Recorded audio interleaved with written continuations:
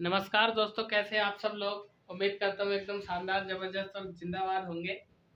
तो चलिए, जैसे कि आपको ज्ञात है कि आज हम बात करने वाले हैं शकों का राज्य या भारत में शकों का उदय।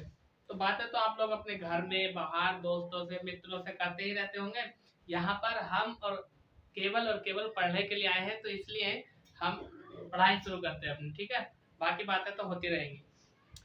पिछले वीडियो में हमने बात की थी सातवाहन वंश की और कण्व वंश की। कण्व वंश के बारे में बात की थी, उसके शासकों के बारे में बात की थी। फिर हमने सातवाहन वंश की बात की थी। सातवाहन वंश के साथ साथ हमने कलिंग नरेश खारवेल की बात की थी और बात की थी हमने हाथी गुम्फा अभिलेख की।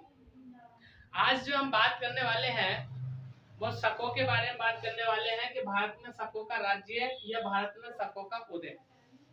तो सबसे पहले यदि हम बात करें भारत पर पहले प्रथम विदेशी आक्रमणों की, तो सबसे पहले भारत में विदेशी आक्रमणकारी या आक्रांत जो आए थे वे थे हिंद यवन, और हिंद यवनों के बाद आए थे शक, और शकों के बाद पल्लव, और पल्लवों के बाद आए थे कुषाण। तो जो शक आक्रमणकारी थे ये किस तरह से भारत में आए और भारत में आकर के बसे, और बसने के बाद यहाँ पर इन्होंने अपनी सत्ता, अपना राज्य स्थापित किया। उसके बाद इन्होंने क्या क्या शासन व्यवस्थाएं, क्या क्या चीजें लागू की, इन सब की हम बातें करेंगे। हम केवल और केवल उन तथ्यों पर चर्चा करेंगे जो हमारे एग्जाम पॉइंट ऑफ व्यू से महत्वपूर्ण है, जो हमारी परीक्षा की दृष्टि से महत्वपूर्ण है, जो हमारे पेपर की दृष्टि से अति आवश्यक है, उन पर हम चर्चा करेंगे।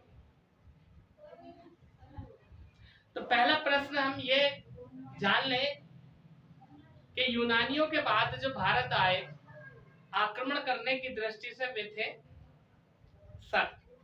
और शकों की यदि हम बात करें तो एक प्रश्न, एक तथ्य यह भी मिलता है कि ये शक भारत क्यों आए। मध्य एशिया की एक घुमक्कड़ जनजाति, घुमक्कड़ जाति थी जिसको शक कहा जाता था, और शक जो थे मध्य एशिया या चीन की यूची जनजाति से संबंधित थे, जो भारत में आकर के शक कहलाए। इनके 5 कबीले थे। 5 कबीलों में से एक कबीला यूची, और यूची से संबंधित शक थे।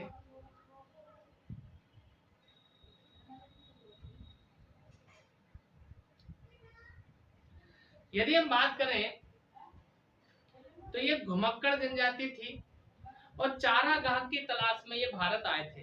चारा समझते हैं आप?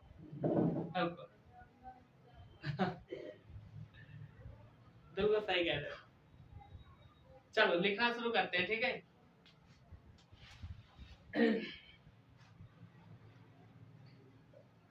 यूनानियों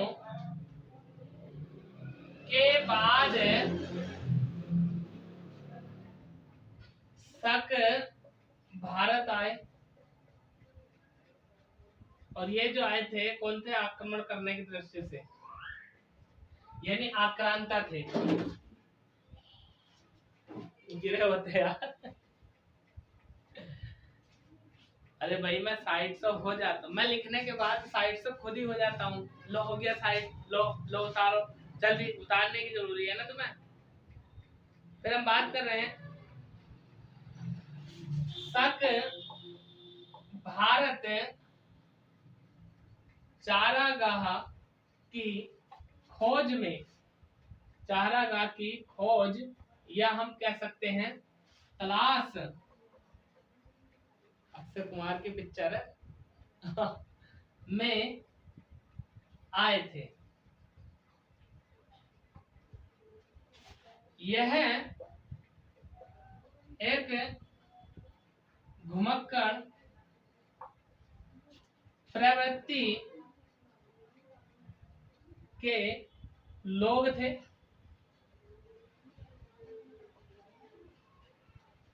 यह एक घुमक्कड़ प्रवृत्ति के लोग थे, या कह सकते हैं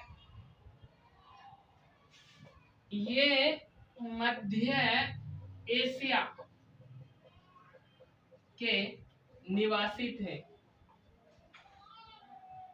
मध्य एशिया के निवासी थे और घुमक्कड़ जाति के थे, तथा घुमक्कड़ जाति के थे। घुमक्कड़ जाति के कौन थे? ये शक थे। अब बात करते हैं कि ये शक जो है मध्य एशिया से भारत कैसे आए, किस प्रकार आए। तो कांधार और बलूचिस्तान के मध्य एक दर्रा पड़ता है जिसका नाम है बोलन दर्रा। उस बोलन दर्रे से होते हुए ये भारत आए, और भारत जब आए तो भारत में आकर सबसे पहले ये सिंध प्रांत या सिंध प्रदेश या सिंध देश, एक ही चीज के नाम है, सिंध प्रांत सिंध देश, या सिंध क्षेत्र में आकर के बसे और वहां पर इन्होंने अपना जीवन यापन करना शुरू कर दिया।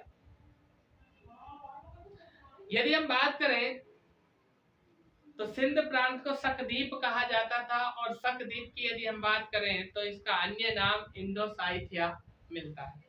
पहले इतना लिख लेते हैं, इसके बाद बात करते हैं। क्या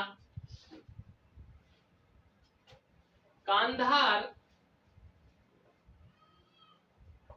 एवं बलूचिस्तान के बोलन दर्रे दर्रा समझते हैं आप? यानी दो पहाड़ियों या पर्वतों के बीच का जो संकीर्ण मार्ग होता है उसे हम क्या बोलते हैं? दर्रा बोलते हैं, जो किन्हीं दो स्थानों को आपस में जोड़ने का कार्य करता है। ठीक है ना? बलूचिस्तान के बोलन दर्रे के द्वारा भारत आए, ठीक है ना, के द्वारा भारत आए। और यदि हम बात करें तो भारत के सिंध प्रदेश में आकर बसे। सिंध प्रदेश आकर बसे। यदि हम बात करें सिंध प्रदेश की तो इसे शकद्वीप कहा जाता है, जिसे शकद्वीप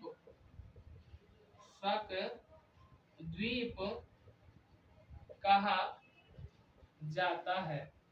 इस शकद्वीप का अन्य नाम भी लिख लीजिए। अन्य नाम की यदि हम बात करें तो इंडोसाइथिया शकद्वीप का अन्य नाम इंडोसाइथिया है। ठीक है, शकद्वीप का अन्य नाम क्या है? इंडोसाइथिया। फिर एक प्रश्न आता है कि जितने भी भारतीय स्रोत हैं, इन भारतीय स्रोतों में शकों को सीथियन कहा गया है। भारतीय स्रोतों में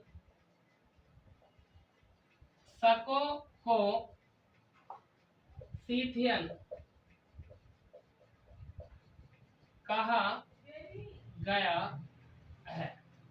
ठीक है, स्क्रीनशॉट लो पहले इसका, आगे बात करते हैं।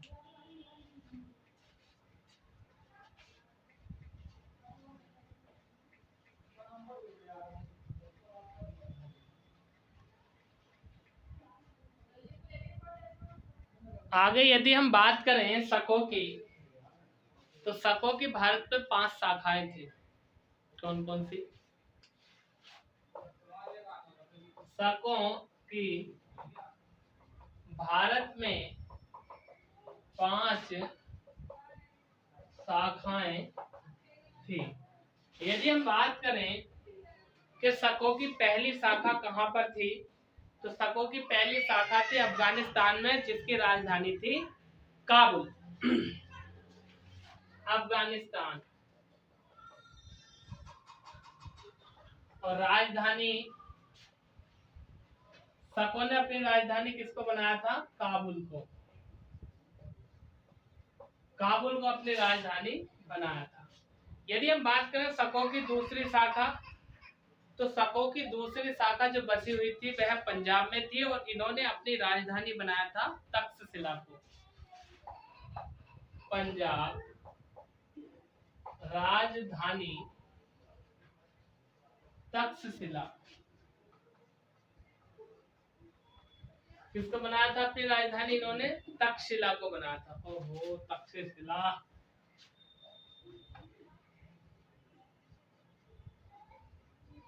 तक्षशिला, ठीक। इसके बाद तक्षशिला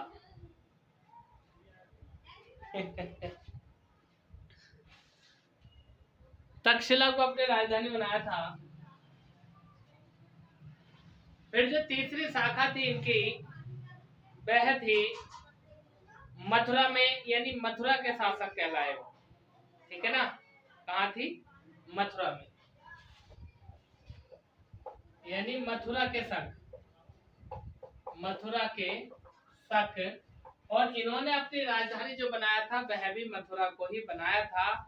चौथी की यदि हम बात करें तो वो कहलाते थे पश्चिमी क्षत्रप, यानी पश्चिम में जो बसे थे उन्हें कहा गया था पश्चिमी क्षत्रप। क्षत्रप। अब यदि हम बात करें क्षत्रप की, तो ये क्षत्रप क्या था? क्षत्रप या महाक्षत्रप शकों की उपाधि थी। हाँ, क्षत्रप या महाक्षत्रप क्या थी? इनकी उपाधि थी। लिख लीजिए इस बात को भी, क्षत्रप या महाक्षत्रप उपाधि थी। क्षत्रप यानी राजा को कहा जाता था, या महाक्षत्रप उपाधि थी। और ये उपाधि किसकी थी? शक राजाओं की, यानी शकों की उपाधि थी, जिसको कहा जाता था क्षत्रप या महाक्षत्रप।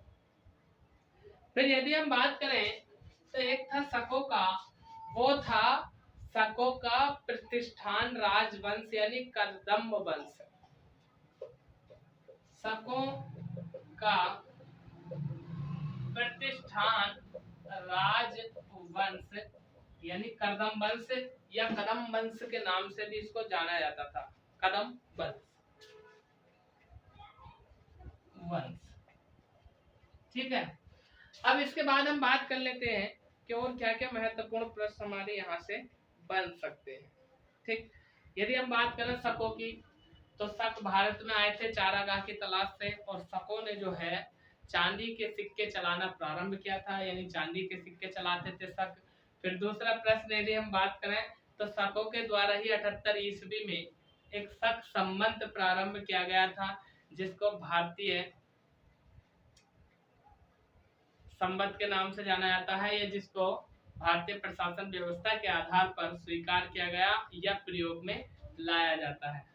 यह कह सकते हैं आधुनिक भारत का जो शक संबत का कैलेंडर था, वो शक संबत कैलेंडर जो 78 ईस्वी में प्रारंभ किया। सारी बातें करेंगे, मुख्य मुख्य मोटी मोटी बातें कर रहे हैं हम, ठीक है। तो हम लिख सकते हैं यहाँ पर क्या,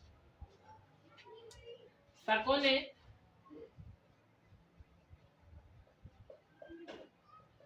चांदी के सिक्के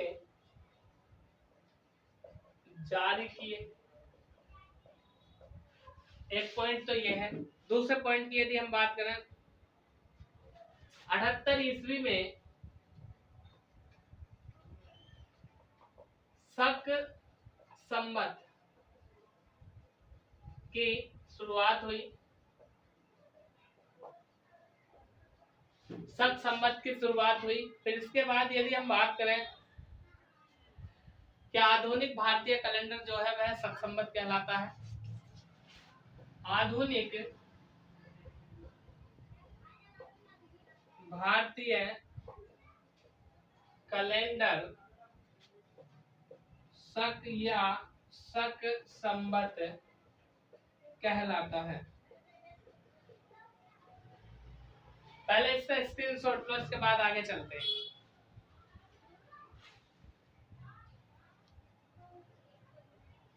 अब हम बात कर लेते हैं कि हमें शकों का उल्लेख कहाँ कहाँ पर मिलता है, या किस किस प्रसिद्ध ग्रंथ से हमें शकों की जानकारी मिलती है, ठीक है ना। तो महाभारत, गार्गी संहिता और हर्षचरित से हमें शकों के बारे में जानकारी मिलती है। तो लिखेंगे शकों का उल्लेख महाभारत कोमा गार्गी संहिता तथा हर्षचरित से मिलता है। ठीक है, हर्षचरित के लेखक तो आपको पता ही होगा, बताइए कौन है? जी बिल्कुल, बाणभट्ट। अब एक प्रश्न बनता है ये कि भारत में पहला शक शासक जो था वह कौन था? तो भारत में पहला शक शासक जो था उसका नाम था माउस, या कह सकते हैं मावेज, पहला शक शासक था। भारत में पहला शक शासक माउस या मावेज था। ठीक है भैया, ये प्रश्न भी कई बार पूछा गया है। फिर उसके बाद यदि हम बात करें तो ये जो पहला शक शासक था मावेश या माउस, इसने अपनी राजधानी जो बनाया था वो सिंधु नदी के तट पर भीमनगर को बनाया था, जिसने अपनी राजधानी भीमनगर, ब्रैकेट में लिखेंगे सिंधु तट पर, को बनाया था। ठीक है भैया। अरे वही लो, मैं साइड हो तो गया, मैं साइड हो तो जाता हूँ, आप धीरे धीरे ना इसको नोट करते रहो बस। मैं साइड हो गया तो मैं कहने की आवश्यकता नहीं है।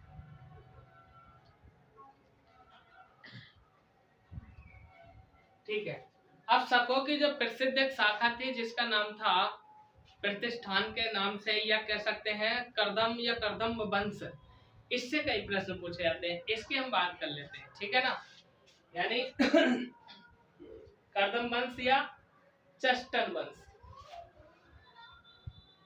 करदम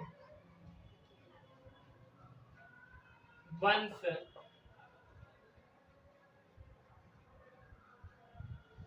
या कारदम वंश, या नाम मिलता है इसका चस्टन वंश। ठीक है ना, चस्टन वंश। ठीक है भैया, ये है। अब हम बात करते हैं कि जो करदम वंश था इसका जो शासन चला था 130 ईस्वी से लेकर के 388 ईस्वी तक इसका शासन चला था। और इस वंश की यदि हम बात करें तो प्रथम शासक का नाम जो था वो चस्टन था, और इस चस्टन के नाम पर ही करदम वंश या चस्टन वंश इसका नाम पड़ा। और इस चस्टन ने ही सबसे पहले शक संवत जारी किया था जो 78 ईस्वी वाला है, लेकिन ये पहले था, बाद में वंश में आ गया। ठीक है ना, तो हम बात करते हैं कि इस वंश का शासन, इस वंश का शासन 130 ईस्वी से 388 ईस्वी तक रहा। एक प्रश्न तो ये हो गया। दूसरे प्रश्न की यदि हम बात करें तो प्रश्न वही कि प्रथम शासक कौन था? इस वंश का प्रथम शासक तो भैया वो चस्टन या चस्टान था, जिसके नाम पे इस वंश का नाम पड़ा चस्टन वंश। यदि हम बात करें चस्टन की तो चस्टन जो है ना ये प्रारंभ में कुषाणों का सामंत था। सामंत आप समझते हैं, एक तरह से जो जमींदार होते हैं जो सेना जैसी चीजें कई व्यवस्थाएं बनाकर राजा को भेंट करते देते। तो प्रारंभ में चस्टन, यह प्रारंभ में कुषाणों का सामंत था। स्क्रीनशॉट लो इसका, आगे चलते हैं।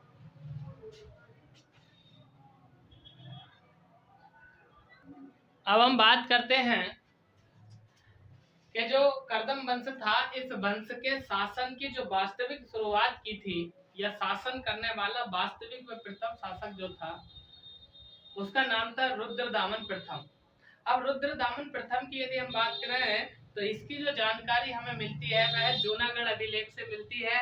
ये किसका पुत्र था? यदि हम बात करें तो जो चेष्टन था, चेष्टन का पुत्र था जयदामन, और जयदामन का ये पुत्र था, यानी चेष्टन का पोता था।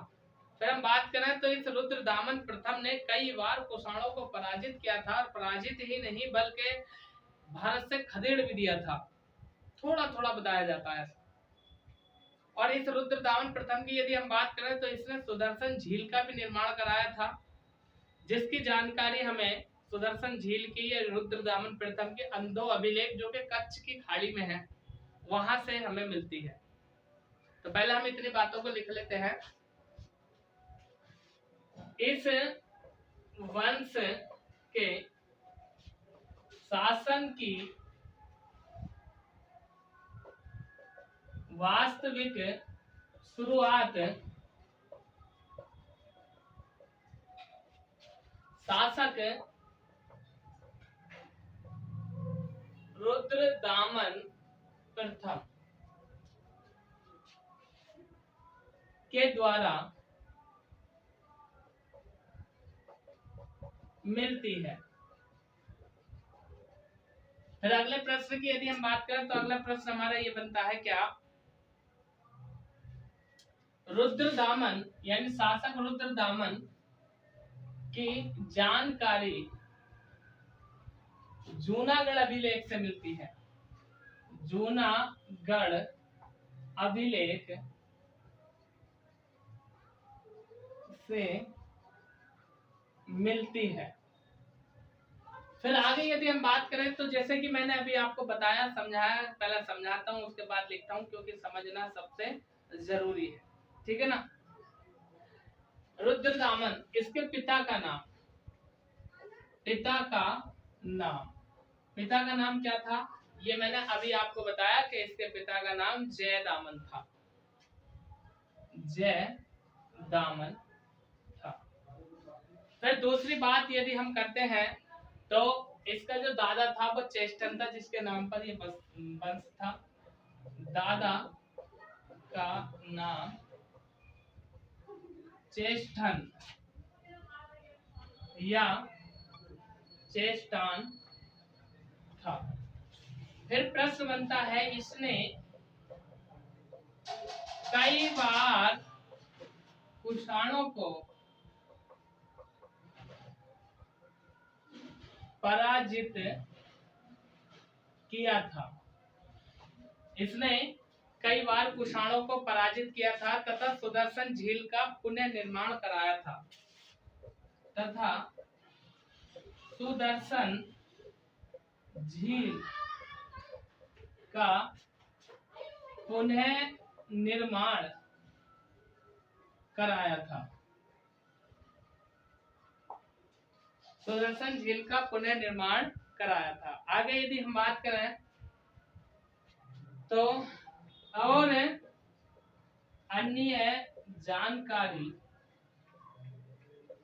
अन्य जानकारी किसकी बात कर रहे हैं हम? रुद्रदामन प्रथम की। कहां से मिलती है? अंधो अभिलेख से, जो कच्छ की खाड़ी में है। बिल्कुल, अंधो अभिलेख से मिलती है। और ये अंधो अभिलेख कहाँ है? कच्छ की खाड़ी में, कच्छ की खाड़ी में, ठीक है। आगे हम बात करते हैं और क्या क्या प्रश्न बनते हैं। प्रश्न ये बनता है कि जो कर्दम वंश था, इस कर्दम वंश का अंतिम शासक कौन था? कर्दम वंश के अंतिम शासक का नाम था रुद्र सिंह तृतीय। और यदि हम बात करें तो इस रुद्र सिंह तृतीय को चंद्रगुप्त द्वितीय, जिसको कहा जाता है विक्रमादित्य, इसने समाप्त कर दिया था। इसकी भी हम बात करेंगे अभी, ठीक है। कर्दम वंश का अंतिम शासक, और उस अंतिम शासक का नाम क्या था? मैंने अभी आपको बताया, रुद्र सिंह तृतीय। रुद्र सिंह तृतीय था, रुद्र सिंह तृतीय था, चंद्रगुप्त द्वितीय विक्रमादित्य ने इसे समाप्त किया था, यानी वंश को, इस वंश को चंद्रगुप्त द्वितीय या विक्रमादित्य ने समाप्त किया था। एक प्रश्न तो ये बनता है। इसके बाद यदि हम बात करें तो कुछ महत्वपूर्ण बातें और समझ लीजिए। भारत पर जो पहले विदेशी आक्रांताओं की यदि हम बात करें तो सबसे पहले हिंद यवन यानी यूनानी आए थे, यूनानियों के बाद शक आए थे, और शकों के बाद यदि हम बात करें तो पल्लव या पार्थियन आए थे, और पार्थियन के बाद जो आए थे वह कुषाण आए थे। यदि हम बात करें पार्थियनों की यानी पल्लवों की, तो ये ईरान के निवासी थे, और इनके साम्राज्य का जो संस्थापक था उसका नाम मित्रडाटस था। और इस मित्रडाटस की यदि हम बात करें तो ये बौद्ध धर्म का अनुयायी था, और इसने अपनी राजधानी जो बनाया था वह तक्षशिला को बनाया था। इसने अपनी राजधानी तक्षशिला को बनाया था, और इस पर जो है कुषाणों ने अपना अधिकार कर लिया था। तो मैं समझ सकता हूं कि इसके बाद हम बात करेंगे कुषाणों की, लेकिन कुषाणों पर बात करने से पहले यदि आप नए हैं और अभी तक चैनल को सब्सक्राइब नहीं किया है तो ये गुरु एक शिष्य से कह रहा है कि आप एक बार चैनल सब्सक्राइब कर दो और अपने दोस्तों से भी करवा दो, साथ में बेल आइकन का बटन भी दबा दो। इस गुरु का ये शिष्य है, यानी आप जो वीडियो देख रहे हैं। इतना कहना तो मान ही सकते हो, तो पहले इतना काम करो, आप भी सब्सक्राइब करो। अगर नहीं किया हुआ है तो ठीक है, नहीं किया तो करो और दूसरों से भी करवाओ। एक व्यक्ति से कम 4 सब्सक्राइबर चाहिए मुझे। वीडियो लाइक की जगह तुम डिसलाइक कर दो, मुझे कोई फर्क नहीं पड़ता। मैं कैसा पढ़ाता हूँ मेरे बच्चे अच्छे तरीके से जानते हैं, ठीक है। स्क्रीनशॉट ले लो इसका।